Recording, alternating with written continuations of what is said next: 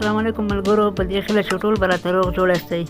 که چېرته ستاسو د حساب پې اکاونټ نه جوړېږي یا هم نه ویریفای کېږي یا هم نور کوم مشکلات پکې رامنځته کېږي، نو تاسو دغه لاندې نقطې باید په خپل نظر کې ونیسئ او په دغه سره باید تاسو کار وکړئ. زه تاسو ته دغه 8 لارې ښیم، تاسو به په دغه لارو باندې عمل وکړئ او نو ستاسو اکاونټ به ډېر زر جوړ شي، ویریفای به شي یعنې تایید به شي او تاسو به پیسې هم زر درکړي. که چېرته دغه نقطې تاسو په خپل نظر کې ونه نیسئ نو ستاسو اکاونټ نه ویریفای کېږي او نه هم تاسو ته پیسې درکوي. زه اوس تاسو ته دغه لارې درښیم چې تاسو باید په کومه طریقه باندې خپل اکاونټ جوړ کړئ چې ستاسو اکاونټ زر ویریفای شي. لومړی خو هر یو کس په دې کې د یو اکاونټ جوړولو حق لري. یعنې ځینې دوستان داسې وي چې یو اکاونټ یې جوړ کړی وي، بیا د دوباره اکاونټ جوړولو کوشش کوي په همغه تذکره یا همغه نمبر باندې یا همغه شخص، نو داسې اکاونټ به نه ویریفای کېږي.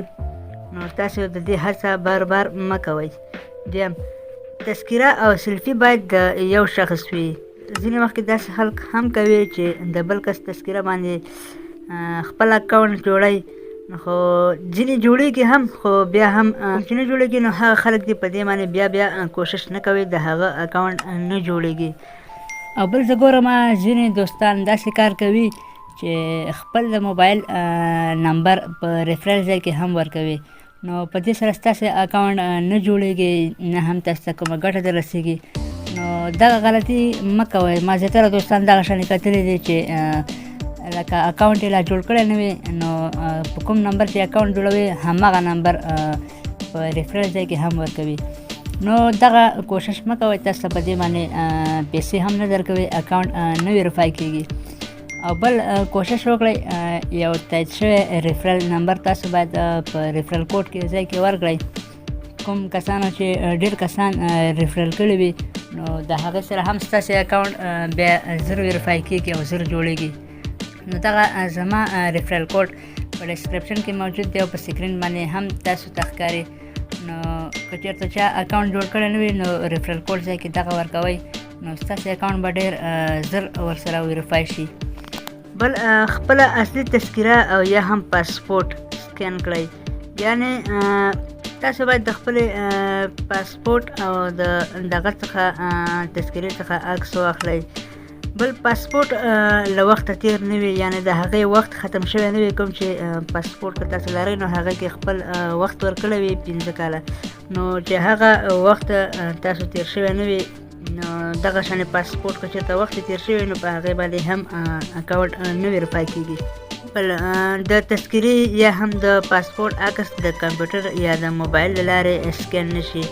یعنې کوم وخت چې تاسو تذکرې یا هم پاسپورټ ته عکس اخلئ په موبایل یا هم په کمپیوټر باندې، نو باید تاسو لاس ونه لګوئ، یعنې چې ستاسو عکس خراب ونه ویستلی شي.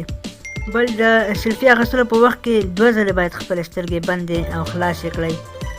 یعنې کله چې تاسو ګورئ ستاسو چې کله عکس اخلئ په هغې باندې یوه شنه کړۍ یا هم شنه کرښه راځي د دایرې په شکل سره، نو هغه دایرې په شکل کړۍ چې کله تاسو ته راغله نو بیا به تاسو لاس به نه لګوئ او سترګې به 2 ځلې بندې خلاصې کړئ، نو ستاسو عکس به سمدستي واخلي. او که چېرته بیا هم ستاسو اکاونټ ویریفای نه شو نو بیا هغې ته لږ صبر وکړئ. او بیا هم که کوم مشکل مو لرلو تاسو ته ما د حساب پې د څانګې واتساپ شمېره هم په مخکیني ویډیو کې درکړې وه.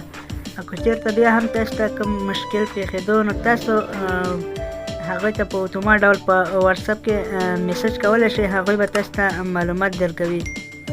او که کوم معلومات زما د وسې پوره نو زه به تاسو ته هغه هم په خپل واتساپ ګروپ کې یا هم په کمنټ کې د هغوی معلومات درکوم.